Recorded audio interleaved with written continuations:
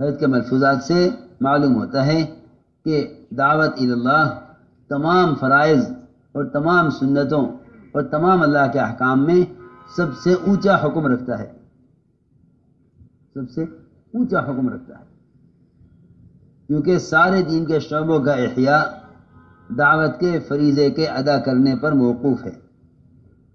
سارے دین کے شعبوں کا احیاء دعوت اللہ کے فریضے کے ادا ہونے پر موقوف ہے۔ اس میں کوئی شک نہیں کہ دین کے سارے شعبوں کا احیاء دعوت اللہ کے فریضے کی ادائیگی پر موقوف ہے۔ دعوت کا چھوٹ جانا یہ امت کی گمراہی کا یقینی سبب ہے۔ دعوت کا چھوٹ جانا امت کی گمراہی کا یقینی سبب ہے۔ بہت غور سے سننا میں کیا کہہ رہا، دعوت کا چھوٹ جانا امت کی گمراہی کا یقینی سبب ہے۔ علماء نے لکھا ہے کہ دعوت اللہ کا چھوٹ جانا یہ گمراہی کا سبب ہے، بلکہ یہاں تک لکھا ہے مفسرین نے کہ موسیٰ علیہ السلام اپنی قوم کو پیچھے چھوڑ کر اللہ تعالیٰ کی رضا اور اس کو خوش کرنے کے لیے اپنی قوم کو چھوڑ کر تنہا عبادت میں مشغول ہو گئے اور قوم پیچھے رہ گئی، قوم پیچھے رہ گئی۔ اللہ تعالیٰ نے پوچھا ما اعجلک عن قومک یا موسیٰ، کہ موسیٰ تمہیں جلدی میں کس نے ڈال دیا؟ موسیٰ علیہ السلام نے عرض کیا کہ وہ لوگ پیچھے رہ گئے ہیں، میں آپ کو راضی کرنے کے لیے جلدی آگے بڑھ گیا۔ دھیان سے سننا بات بہت۔ اللہ تعالیٰ نے فرمایا کہ موسیٰ ہم نے تمہارے پیچھے تمہاری قوم کو فتنے میں آزمائش میں ڈال دیا ہے۔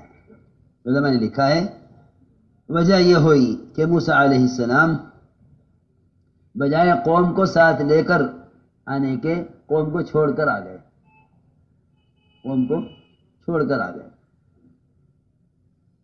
40 رات موسیٰ علیہ السلام نے عبادت میں گزاری۔ اللہ کی شان، 6 لاکھ بنی اسرائیل جو سب کے سب ہدایت پر تھے، ان میں سے 5,88,000 40 رات کی چھوٹی سی مدت میں گمراہ ہوئے۔ کتنے؟ 5,88,000 5,88,000 بنی اسرائیل گمراہ ہوئے اس تھوڑی سی مدت میں۔ صرف 40 رات موسیٰ علیہ السلام نے دعوت اللہ کا کام نہیں کیا۔ میری بات جو کہہ رہا ہوں سمجھ کر کہہ رہا ہوں، صرف 40 رات موسیٰ علیہ السلام نے دعوت اللہ کا عمل نہیں کیا۔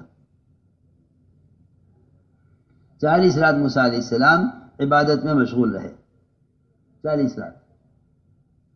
اس 40 رات کے عرصے میں 5,88,000 بنی اسرائیل سب کے سب بچھڑے کی عبادت پر جمع ہو گئے، بچھڑے کی عبادت پر سب جمع ہو گئے۔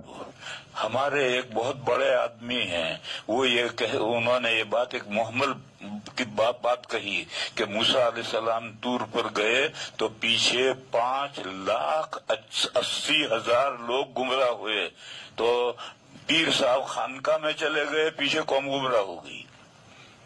ایک صاحب نے یہ بات کہی، یہ نہایت محمل بات ہے، اس میں پیغمبر کی سخت توہین ہے۔ سب سے پہلی بات تو یہ ہے کہ موسیٰ علیہ السلام طور پر گئے تھے تو خود گئے تھے یا اللہ میاں نے بلایا تھا؟ وَوَعَدْنَا مُوسَىٰ 30 لَيْلَةً، تو جب اللہ نے بلایا تھا تو اگر یہ گمراہ ہوئے تو الزام موسیٰ علیہ السلام پر آئے گا یا آگے جائے گا اللہ پر؟ کس پر الزام آئے گا؟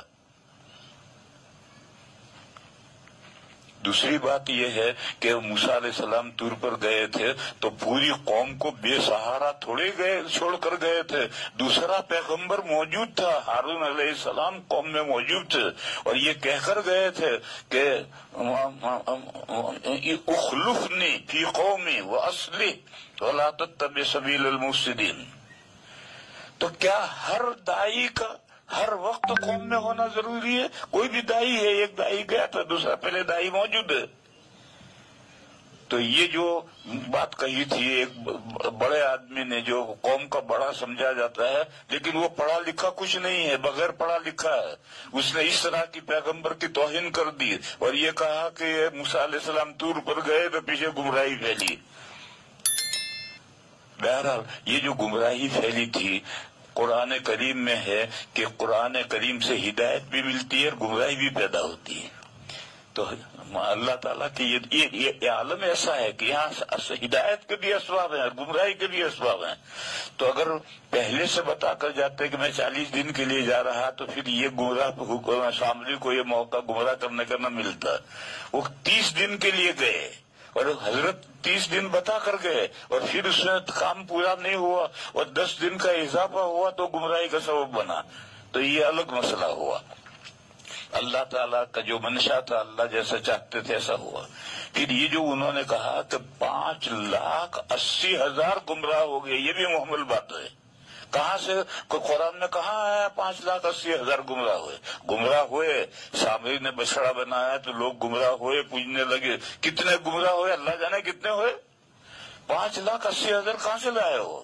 کہ تفسیروں میں لکھا ہے، ان تفسیروں میں لکھنے کا کیا مطلب ہے؟ ان مفسر کے اوپر کوئی وحی آئی ہے؟ اور عقل نہیں قبول کرتی۔ پیغمبر موجود ہے، مومنین موجود ہیں، تو کچھ لوگ تو گمراہ ہو سکتے ہیں، 5,80,000 گمراہ نہیں ہو سکتے۔ اس لیے یہ فگر 5,80,000 کا یہ فگر بھی محمل فگر ہے۔ تو میں اصل سمجھا یہ رہا تھا کہ یہ جو اتنا 40 دن طور پر رہ کر تورات ہوئی، کیوں؟ اس لیے کہ تورات نازل ہوتی تھی، جبرائیل کا کلام ہوتا تھا، یا جبرائیل حضور کے قلب موسیٰ علیہ السلام کے دل پر نازل کرتے تھے اور موسیٰ علیہ السلام اپنے الفاظ میں تورات لکھتے تھے۔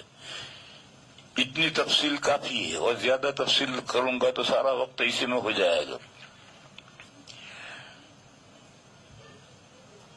تو حضرت نانوتوی قدس سرہ نے یہ بات لکھی ہے اور تمام تفسیروں میں اس کے خلاف ہوگا، مگر ان کے پاس دلیل کچھ نہیں، بس ایک آدمی لکھتا جاتا ہے تو سب نقل کرتے جاتے ہیں کہ یہ سادے کا سب کتابیں اللہ کا کلام، اللہ کا کلام، اللہ کا کلام، یہ سب نقل کرتے جاتے ہیں، دلیل کسی کے پاس کچھ نہیں۔ آگے بڑھنے سے پہلے آپ سے درخواست ہے کہ چینل کو سبسکرائب کریں اور بیل کے نشان کو دبا دیں۔